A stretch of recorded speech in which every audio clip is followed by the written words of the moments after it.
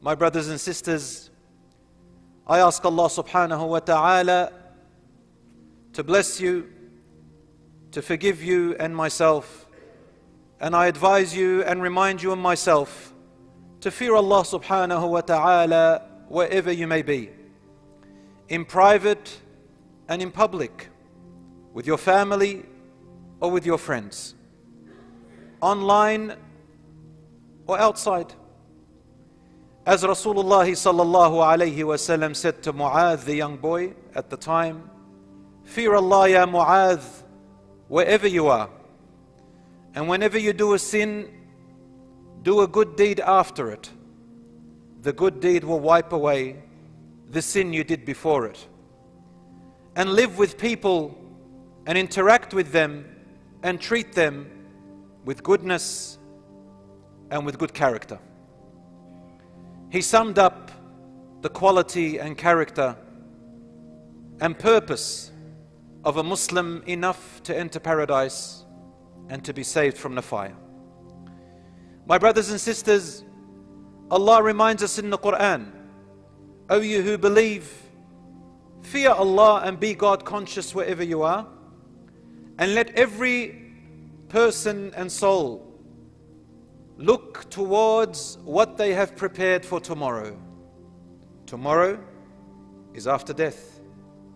And Allah called it tomorrow because it truly is very short and very quick and very soon. Tomorrow is very near. إِنَّهُمْ يَرَوْنَهُ بَعِيدًا وَنَرَاهُ قَرِيبًا.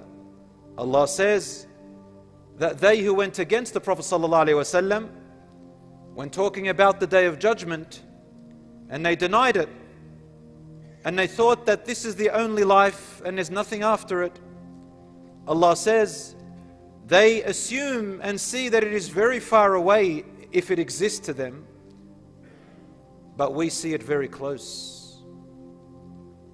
Judgment Day is close, brothers and sisters. Allah says also, كَأَنَّهُمْ يَوْمَ يَرَوْنَهَا لَمْ يَلْبَثُوا إِلَّا عَشِيَّةً أَوْ ضُحَاهَا. On the day when everyone will be resurrected, it will be for the people as if they did not live on this earth except for an evening or its morning. Ask a person who is 40 years old, how quick did time pass? Ask a person who is in their 60s or 70s, how quickly did their years pass? And how many hopes and goals did they have? And how much of it were they able to reach? Everyone goes into their real home, the abode of the grave, while still have not fulfilled their hopes and their dreams. But for a believer, we know that we are only temporarily in this world like a wayfarer. كن في الدنيا كأنك غريب أو عابر سبيل. Be in this life as if you are a stranger or a wayfarer passing by. Do not confuse stranger with weird. A stranger is a person who looks at the environment and the location that they're at, but sees themselves following something which the majority are not. Sees themselves that they don't belong there forever, that they have another destination after there. This world is like that. And it is a mata'. Mata' is the Arabic word for when you use for luggage when you travel. You don't take everything with you in the luggage. Mata', temporary material that you use for your journey, just enough for the trip. Or as Ibn al-Qayyim rahmatullahi alayhi said, it is like a person in the desert passing by with his camel, and he arrives at the shade of a tree. He sits under the shade of the tree, enough to cool down and drink his water and rest, and then he moves on. The shade of the tree is this dunya that you and I are in.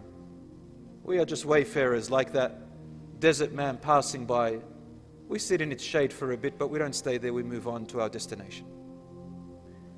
A believer lives their life with the hereafter in mind. And oh, what a bliss and a paradise that is. The paradise is in the heart, and insha'Allah, materialistically in the hereafter. However, brothers and sisters, this shows us the importance of time. Some of you I see very young are in your school holidays. Some of you have goals of going on trips. And Islam does not forbid you from enjoying life. Islam does not forbid you from being entertained in the things that you like.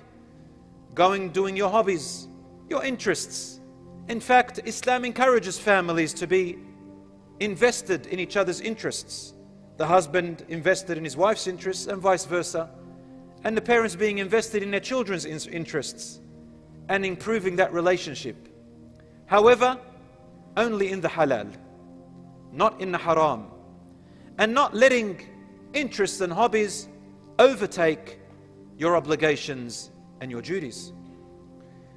The Prophet ﷺ said in the hadith which is Rawahu al-Bukhari, نعمتان مغبون فيهما كثير من الناس الصحة والفراغ. There are two blessings which Allah has given us. The majority of people, he said sallallahu alaihi wasallam, most people take them for granted. They are health and free time.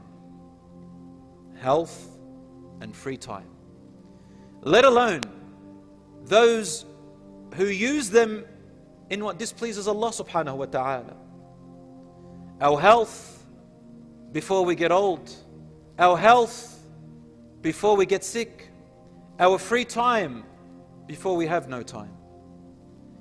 Rasulullah sallallahu alayhi wasallam said, on the day of judgment, a person will not be allowed to move forward until he or she is asked about the following: about their youth and how they spent it. The youth is from when you reach puberty. I'll just use the common understanding or agreed upon, between 35 or 40. You're considered a shab, a youth. And they will be asked about their life from the moment you will reach puberty, because Allah does not hold children accountable, until you died. What did you do with your life? How did you live your life? And he will be asked about his wealth. How did you get it? From which sources? Halal or haram? And what did you spend it on? Not only where you got it from, but how did you spend it? Because wealth is an amana. It's a trust. A Muslim doesn't say, this is from myself, like the way Qarun said. He said, this is from me, not from God, not from Allah. So Allah says, فَخَسَفْنَا بِهِ وَبِمَالِهِ الْأَرْضِ. We made the earth swallow him and his wealth. What do you mean just from you? If it wasn't for Allah, we would have nothing. Therefore, it is an amana. And I read an article the other day, a business article, which said, looking at wealth, it said that people who have millions, affluent, rich, wealthy people, when they die, the wealth that they have, the millions, does not last beyond the second or third generation max. And then it vanishes as if it never existed. Allah, all your life working for it, vanishes within the third generation. They said, except one type of family. They are the ones who their children have values instilled in them, where they value their parents' wealth, and they don't look at it as a gain. They look at it as a trust. This is coming from non-Muslim mouths. And Islam has already stated this way before, that Allah has made us vicegerents, entrusted with the wealth and resources and our body and our families and everything else in this life. And finally, you and I will be asked about our knowledge, our ilm, and our skills that we acquired through life by the will of Allah. What did we use it on? Rasulullah ﷺ, once a group of people from a particular town who were once affluent and very rich in resources and wealth. He saw them coming in after they had embraced Islam and they were destitute and poor. So he stood up, sallallahu alaihi wasallam, on the minbar, as he is compassionate to all of mankind and to all creatures. He said, anyone who has a dinar or dirham, and Allah subhanahu wa ta'ala will reward them up to 70 folds, by multiples more. He never pressured people into giving charity, but he always talked passively so that people can make their choice from their heart. Suddenly a Sahabi stood up and he brought a bag filled with dinars, gold coins, and threw it in front of Prophet ﷺ. He could barely hold it within his sirwal. Rasulullah ﷺ's face lit up with happiness, and suddenly the other companions were encouraged, and each one started to bring after this companion by copying him. Then Rasulullah ﷺ stood up and said, Man sanna fil Islami sunnatan hasana. Whoever starts a good deed in Islam, meaning after they become Muslim, and they are followed with this same sunnah. Sunnah means an act. And people follow them, and it becomes a trend or a habit. Then that person who initiated that good deed will have the reward of every single person after him or her who does that same good deed and builds on it till the end of time, so long as it's still running. You, my brothers and sisters, the Muslim community, well, they call us a sleeping giant. We are more powerful than what we think, bi'ithnillah, because we have Allah with us in our heart and in our minds and everywhere we go, and we know that qadr will come to us and no one can prevent it except Allah, and we rely on Allah because He is the most merciful, the wisest and the best. And we have skills and resources, and we are called إِنَّمَا الْمُؤْمِنُونَ إِخْوَةً. Believers are brothers and sisters. Brothers and sisters, and everybody else copies us with that word. إِنَّمَا الْمُؤْمِنُونَ إِخْوَةً. As a matter of fact, the believers are brothers and sisters. فَأَصْلِحُوا بَيْنَ أَخَوَيْكُمْ. Fix any tear or wrong between your brethrens.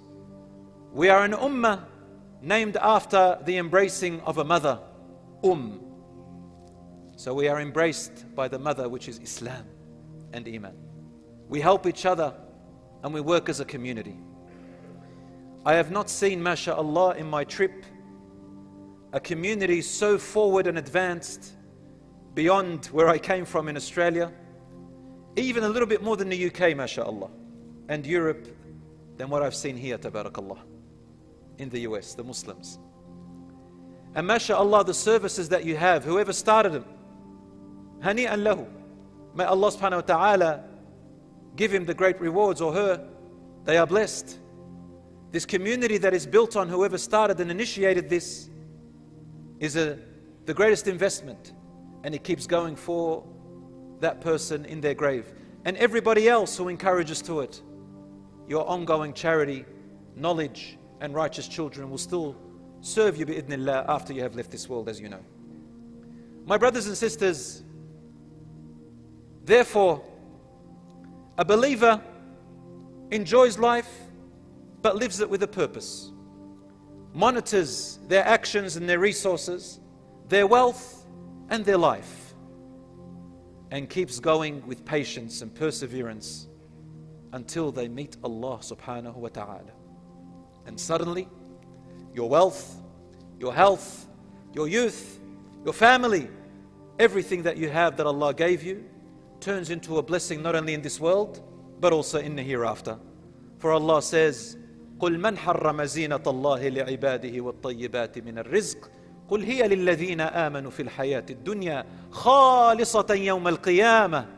Say, Allah says, say and ask, who is it that forbid for the believers of Allah and the servants of Allah that they cannot entertain and enjoy the blessings of this life which Allah had opened for all of them to enjoy?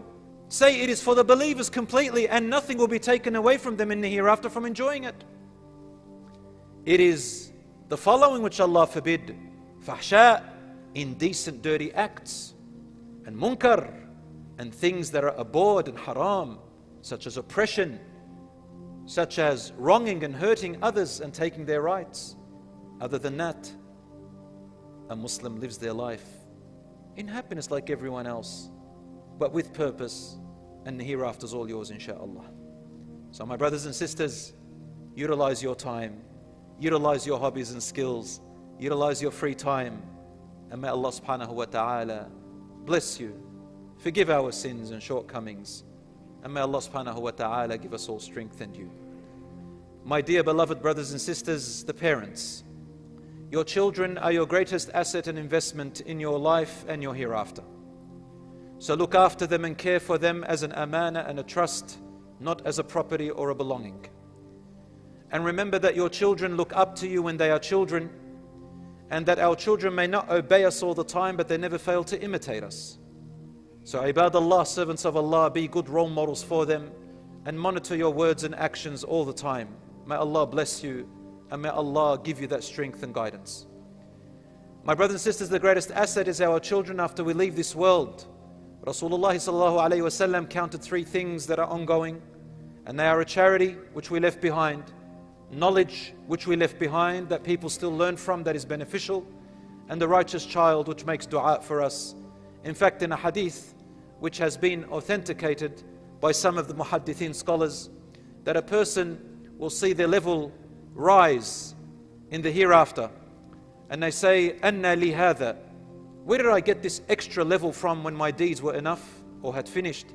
And the angels say to them, بِدُعَاءِ وَلَا بِاسْتِغْفَارِ وَلَدِكَ الصَّالِحِ لَكَ, by the seeking of forgiveness of your righteous child which you left behind. Share with them their hobbies, their feelings, and your vulnerabilities, and make your home a home of nurturing, where your children can talk to you, especially about their growing needs when they become teenagers.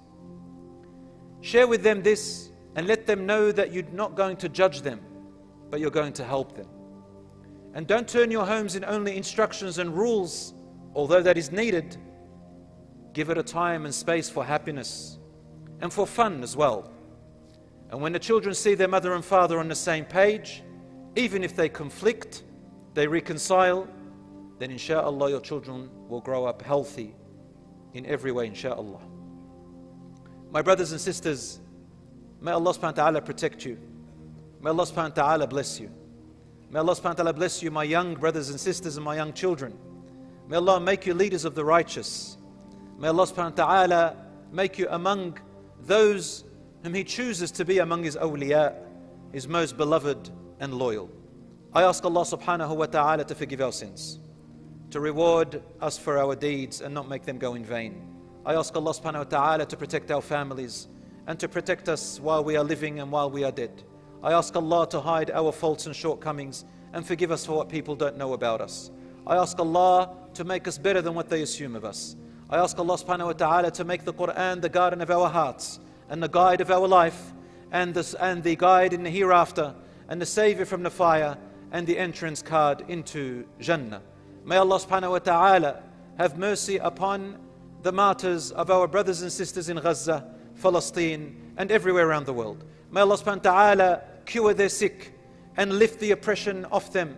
May Allah subhanahu wa ta'ala relieve them of their atrocities. May Allah subhanahu wa ta'ala protect them. May Allah have mercy upon their children and make them awaiting for them at the fountain of Rasulullah sallallahu alayhi wa sallam and at the doors of Jannah. Ameen ya Rabbal Alameen.